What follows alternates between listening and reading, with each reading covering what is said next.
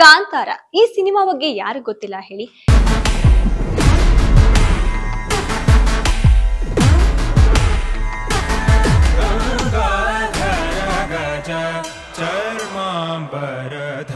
ಈಗಾಗಲೇ cinema shooting ಆರಂಭ ಆಗಿದೆ ಹಾಗೂ ಒಂದು ಸಣ್ಣ ಮಟ್ಟದ ಟೀಸರ್ ಅನ್ನು ಕೂಡ ರಿಲೀಸ್ ಮಾಡಿದ್ದಾರೆ.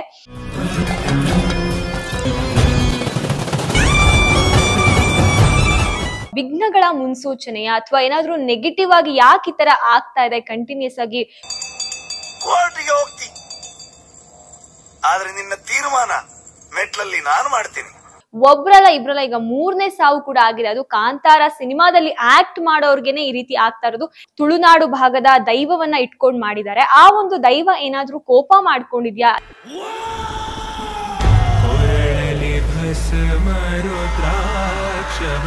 ರಿಷಬ್ ಶೆಟ್ಟಿ ಅವ್ರು ಏನಿದ್ದಾರೆ ಅವರ ಪತ್ನಿಯ ಜೊತೆ ಅವರು ಒಂದು ಕೋಲಕ್ಕೂ ಕೂಡ ಹೋಗಿ ದೇವರಿಗೂ ಕೂಡ ಪೂಜೆಯನ್ನ ಸಲ್ಲಿಸಿದ್ರು. ಆ ಒಂದು ಸಮಯದಲ್ಲೂ ಕೂಡ ದೈವ ಏನ್ ನುಡಿ ಕೊಟ್ಟಿತ್ತು ಅಂದ್ರೆ ಈ ಸಿನಿಮಾಗೆ ವಿಘ್ನಗಳ ಮೇಲೆ ವಿಘ್ನ ಬರುತ್ತೆ ಅಂತ ಹೇಳಿ. ಆ ದೈವದ ನುಡಿ ಹಾಗಾದ್ರೆ ನಿಜ ಆಗ್ತಾ ಇದೆಯಾ ಅಂತ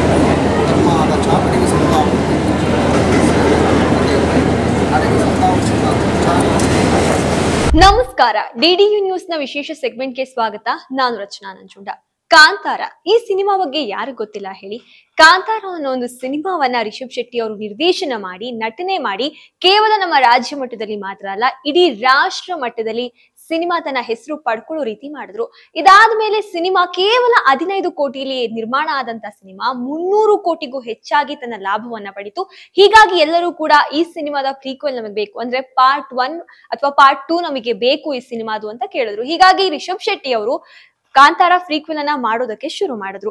ಆದ್ರೆ ಈ ಒಂದು ಕಾಂತಾರ ಫ್ರೀಕ್ವೆಲ್ 1 ಏನ್ ಮಾಡ್ತಾ ಇದ್ದಾರೆ, ಇದು ಮಾಡಿದ ನಂತರದಲ್ಲಿ ಅವರಿಗೆ ಬರೀ ವಿಘ್ನಗಳೇ ಎದುರಾಗ್ತಾ ಇದೆ. ಹೌದು, ಈಗಾಗಲೇ ಸಿನಿಮಾ ಶೂಟಿಂಗ್ ಆರಂಭ ಆಗಿದೆ ಹಾಗೂ ಒಂದು ಸಣ್ಣ ಮಟ್ಟದ ಟೀಸರ್ ಅನ್ನು ಕೂಡ ರಿಲೀಸ್ ಮಾಡಿದ್ದಾರೆ.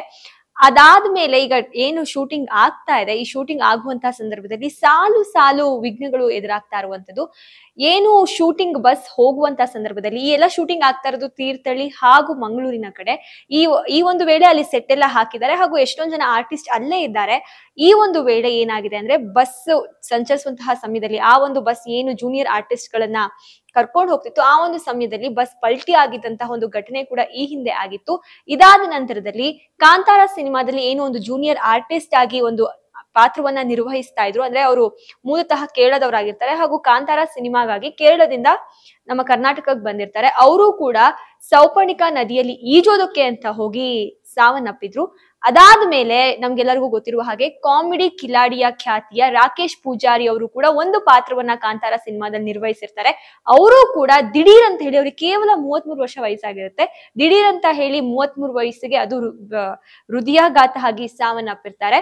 ಇದೀಗ ಮತ್ತೆ ಅದೇ ರೀತಿ ಕಾಂತಾರ ಸಿನಿಮಾದಲ್ಲಿ ಒಂದು ಜೂನಿಯರ್ ಆರ್ಟಿಸ್ಟ್ ಆಗಿ ಪಾತ್ರ ನಿರ್ವಹಿಸಿದ್ದಂತಹ ವಿಜು ಅಂತ ಏನ್ ಅವ್ರ ಹೆಸರಿದೆ, ಅವರು ಕೂಡ ಮೂಲತಃ ಕೇರಳದವರಾಗಿರ್ತಾರೆ.